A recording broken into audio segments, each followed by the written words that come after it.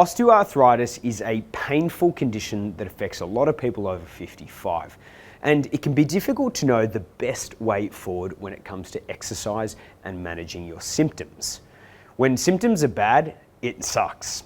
Osteoarthritis affects multiple joints in some people, and it doesn't always follow a pattern.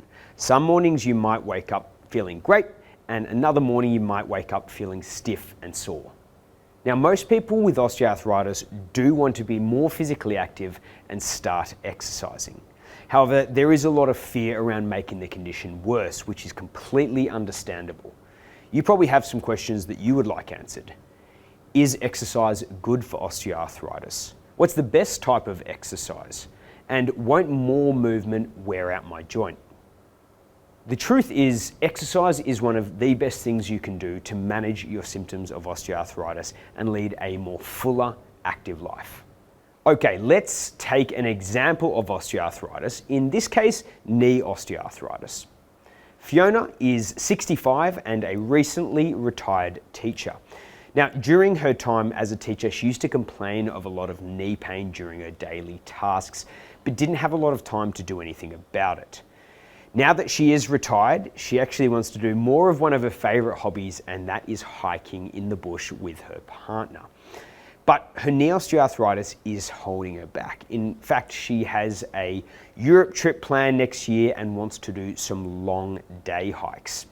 She's also excitingly become a grandmother as of late, and she wants to be fit and strong so that she can play on the ground with the kids, get up and down really easily, and continue to run around with them. So really meaningful tasks. Now, Fiona has recently been to the doctor and been sent for an X-ray. On returning the X-ray, she finds out that she has degenerative changes and joint space narrowing in the knee. This sounds scary. In scenario number one, Fiona's been told that based on her scans, her knees are bone on bone. Now, this sounds really scary, and Fiona doesn't want to wear her knees out anymore. The doctor has recommended aquarobics and weekly massage to manage her symptoms. The doctor has also told her that if she gets pain or any symptoms, that she should stop exercise and rest. In scenario number two, Fiona is reassured that the findings on the scan are actually quite normal. In fact, even people without symptoms can have the exact same type of findings.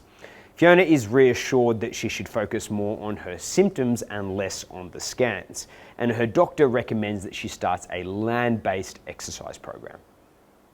So here we see two scenarios that we as physios see all the time. In one scenario, Fiona has been reassured and told a story of resilience. And in another scenario, Fiona has been warned and told a story of fragility.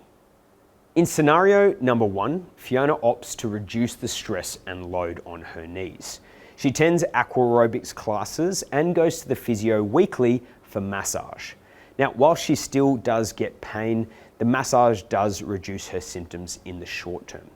But one thing Fiona is finding is that she is struggling to get up off the floor and finds her legs are reducing in strength. And she's even finding hiking on the weekends harder. In scenario number two, Fiona opts for a land-based exercise program. And she's reassured by both her doctor and physio that while she may still get pain, as long as it's tolerable, she's okay to continue. So she begins doing a strength training program focusing on whole body strength at least twice a week, and is encouraged to continue walking and hiking on most days of the week if possible. While she still gets pain, she's actually finding that through exercise, she's stronger walking up those hills, and she's able to get off the ground a little easier. So what path do you think Fiona should take? Well, Fiona's actually one of our clients, and she took scenario number two, the exercise path.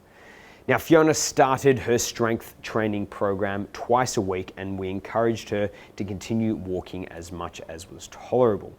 We reassured her that while she may get some pain, once again, as long as it is tolerable, she's okay to continue. And now she is a fit and strong grandma, and she has also just been around the UK on her hiking trip. So just like Fiona, you have a decision to make when it comes to managing your osteoarthritis. And understanding the condition is incredibly important.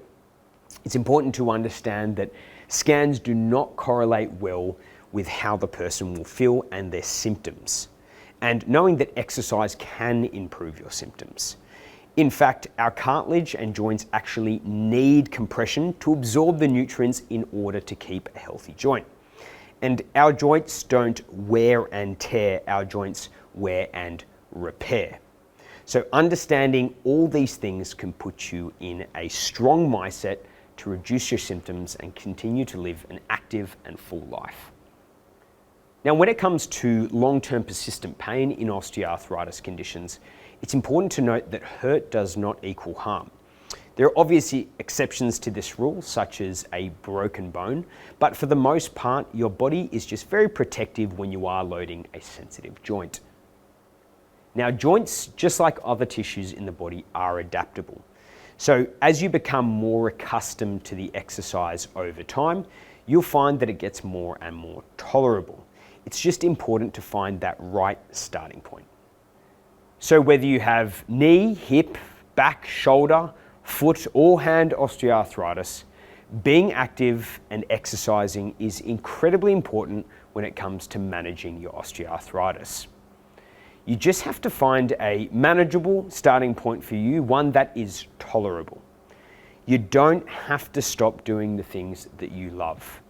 You can reduce your symptoms and lead a more active lifestyle. All you have to do is take action. Speaking of taking action, be sure to subscribe to our YouTube channel to invest in your health for a fitter, stronger future.